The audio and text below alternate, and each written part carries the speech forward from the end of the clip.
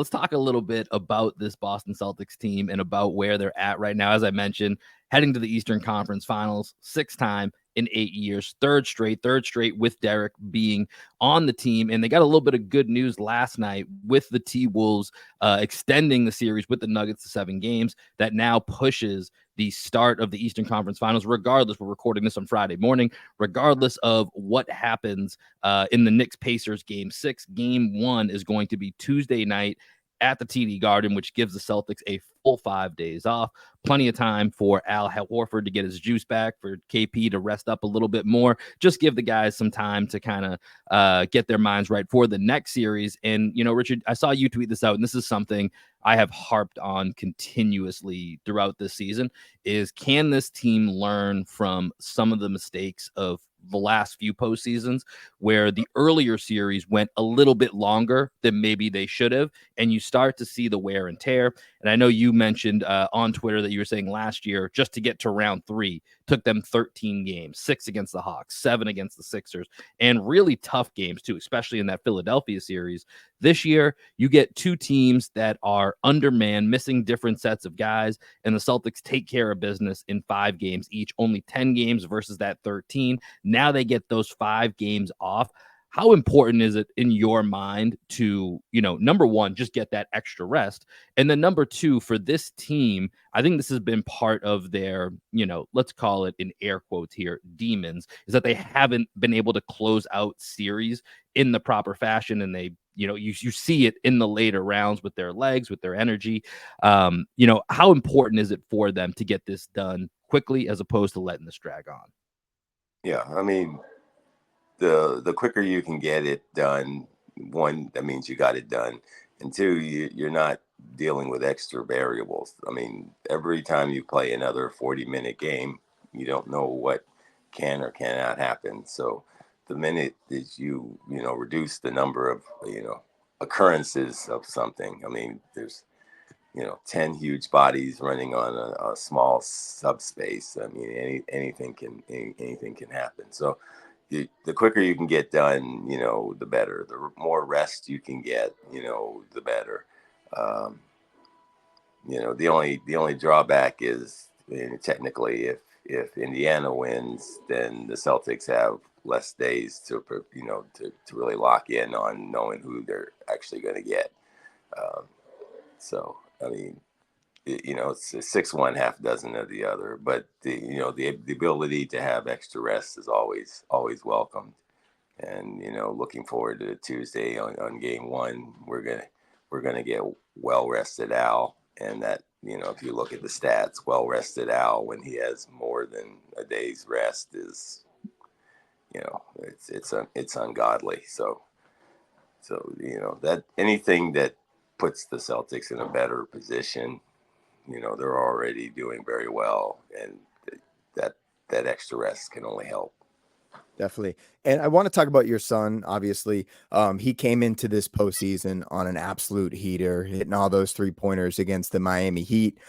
Started off the series against the Cavs really well. And then it seemed like the Celtics kind of felt they needed to shift where the offense was running. His usage rate was in the 20s through all games in the Miami series, early in the Cleveland series. And then it dropped pretty significantly games 3 and 4. Against the Cavs. I think even game 2 it was pretty low. But then last night, and I'd messaged you about this, it seemed like the Celtics really got back to featuring Derek as both a pick and roll screener where he can go screen and he can slip out of those screens, and also as a pick and roll ball handler when they run that empty side 2-man game with him and pick a player, right? He just seems to have great chemistry with everybody when they run that empty side 2-man game.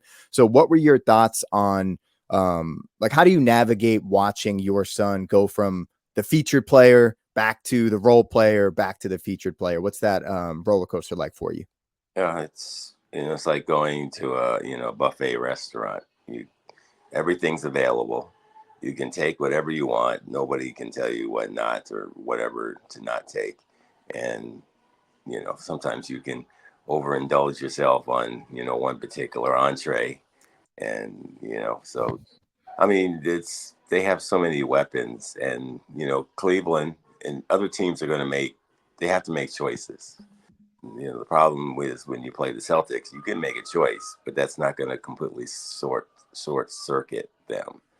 I mean, you could play Denver, and if you were technically able to stop Murray and Jokic, say we're just going to stop them, you know, you have a better chance of beating Denver than if you say, hey, we're going to stop Tatum and Brown, because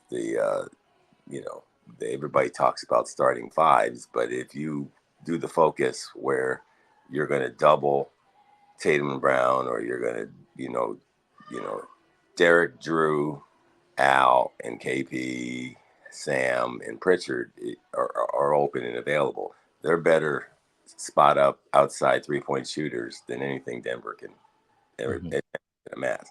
Now, if Denver's other guys play lights out above what their norms are, then Denver's a tough team to play. Well, But if we end up going up against Denver, I feel like we have the better Holiday brother.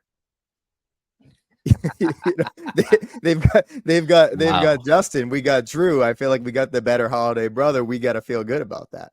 I mean, but it's still the Holiday DNA. So, I mean, on the list of people that you would not want to leave open from three, I mean, the holidays that's not a good a good thing. 'Cause, I mean, yeah, that'd be interesting to have. That'd be weird. I don't know if that's ever happened, if two brothers were to actually play, in a finals series like that. But yeah, but I mean, there's like all the different other teams. I mean, Cleveland made a conscious effort after seeing the Miami series and then game one that they could not let Derek get off multiple shots free. So they decided to make that a conscious choice. And you could see on some of the plays that would have resulted normally if the defense had swung without that constraint, Derek would have been open.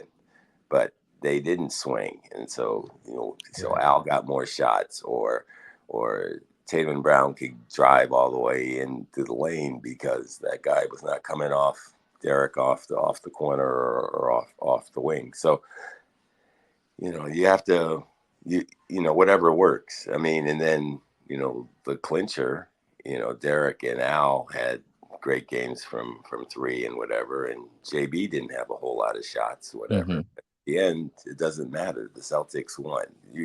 If the only way you can lose is if you specifically want to say X person has to score this many points and they shut off X, then your whole game plan is messed up.